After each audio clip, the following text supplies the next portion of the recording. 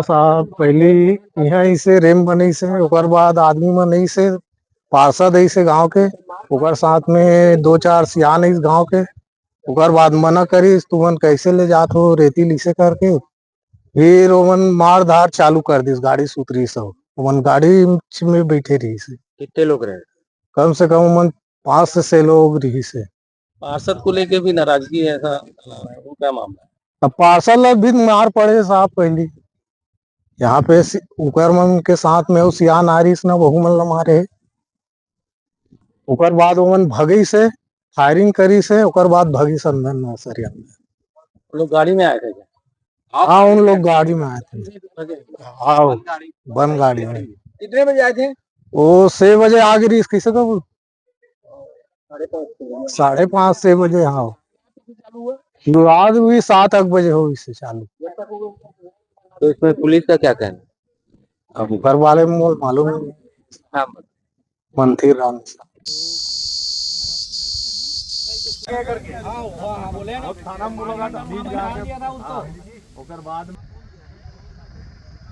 परसों मतलब आए थे, मतलब 2 गाड़ी परसों आया था, वो घूम कर गया था। उसके बाद 4 बजे फिर वापस आया जीबीसी लेके और इसको रेनकोट बनाया था। परसों का बात है। फिर कल तो 5:30 बजे आए थे।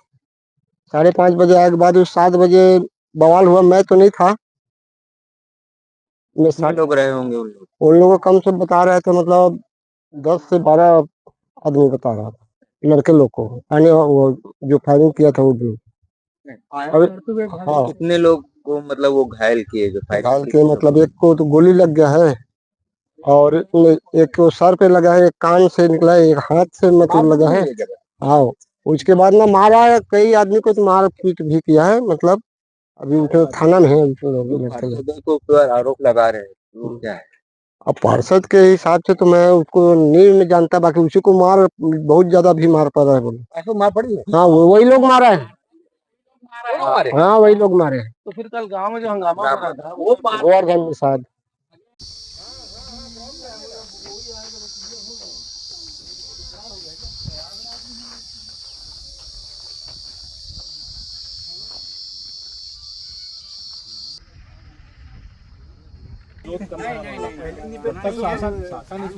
जो घटना घटी मोहड़ में है ना, अवैध तस्करों द्वारा, रेती तस्करों द्वारा जिस प्रकार से फायरिंग की गई है वो घटना बेहद दुखद है। और जिस तरह से कुछ ये जो माफिया हैं, ये लोग जिस हिसाब से जेसीबी और हाईवा लेके आकर यहाँ अवैध उत्खनन कर रहे थे और गांव वालों के विरोध पर उन लोगों ने गांव के हमारे साथियों के ऊपर फायरिंग का प्रयास किया है, फायरिंग हुआ है और गोली चलाकर डराने धमकाने का वातावरण बनाया गया है। हम लोग इसकी निंदा करते हैं। पुलिस प्रशासन के हाथ से मामला निकल गया है। न पुलिस इतने औजार लेके, इस तरह के शस्त्र लेके, बंदूक पिस्टल लेके लोग इस तरह से गांव में आ कैसे सकते हैं? इनका सूचना तंत्र टोटल पुलिस प्रशासन का फेल है। और जिस प्रकार से माइनिंग ये बिना जिला प्रशासन के संभव नहीं है। मैं अभी आ रहा था, एक तो जिस प्रकार से गांव वालों ने जेसीबी को तोड़ा है, नाराजगी जाहिर की है, जो मारपीट के बाद घटना के बाद जो घटना घटी है उसके अनुसार जब पता किया तो ड्राइवर जब थाने में है वो कहता है कि कोई चीनू महाराज की गाड़ी है। तो ये चीनू महाराज कौन है, इसकी भी जांच होनी चाहिए। ये कौन व्यक्ति है जिसका यहाँ पे जेसीबी लगा और इस प्रकार से अवैध उत्खनन का ये जो प्रयास कर रहे थे। तो इसमें बिना जो स्थानीय तस्कर है उसके बिना संभव नहीं है ये होना। तो पुलिस इसमें निष्पक्ष जांच करे। और एक चीज और जो कहना चाहता हूँ ये है कि संरक्षण किसका है इसमें, किन लोगों के संरक्षण में इतनी हिम्मत, यहाँ के जो ये अवैध रेत माफिया हैं वो उनकी हिम्मत कैसे हो जा रही है? आप सोचिए, राजनांदगांव के इतिहास में पहली बार ये घटना है कि गोली चल गई रेत के चक्कर में। तो शासन रेत और शराब में अपनी नीति स्पष्ट करे। आए दिन ये शराब के कारण लड़ाई, अब ये रेत के कारण गोली चलना, तो ये सब बहुत चिंता का विषय है। विष्णुदेव सरकार एक तरफ सुशासन की बात कर रही है, सुशासन का अता पता नहीं है। और रमन सिंह जी का विधानसभा है और यहाँ पर गृह मंत्री जो है वो यहाँ के प्रभारी मंत्री हैं विजय शर्मा। उसके बाद ये स्थिति, आए दिन चोरी डकैती और अब फायरिंग तक की स्थिति आ गई है।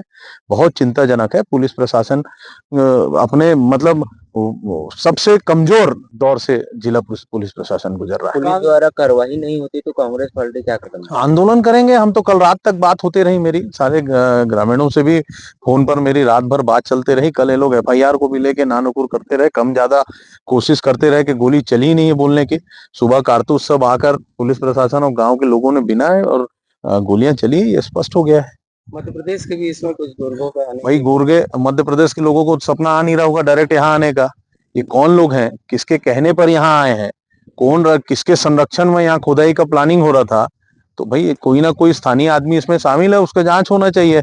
और जो ड्राइवर कंडक्टर है, इन्हीं के फोन से आप निकालेंगे डिटेल तो सारा डिटेल निकल जाएगा। फोन की जांच हो तो निश्चित रूप से इसमें सच्चाई सामने आएगी।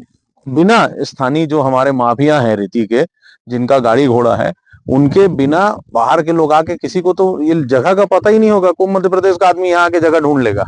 ये बिना स्थानीय माफियाओं के संभव नहीं है। और किन लोगों के प्रश्रय पर, किन लोगों के संरक्षण में पूरे जिले में रेत की चोरी हो रही है, ये भी जांच का विषय है।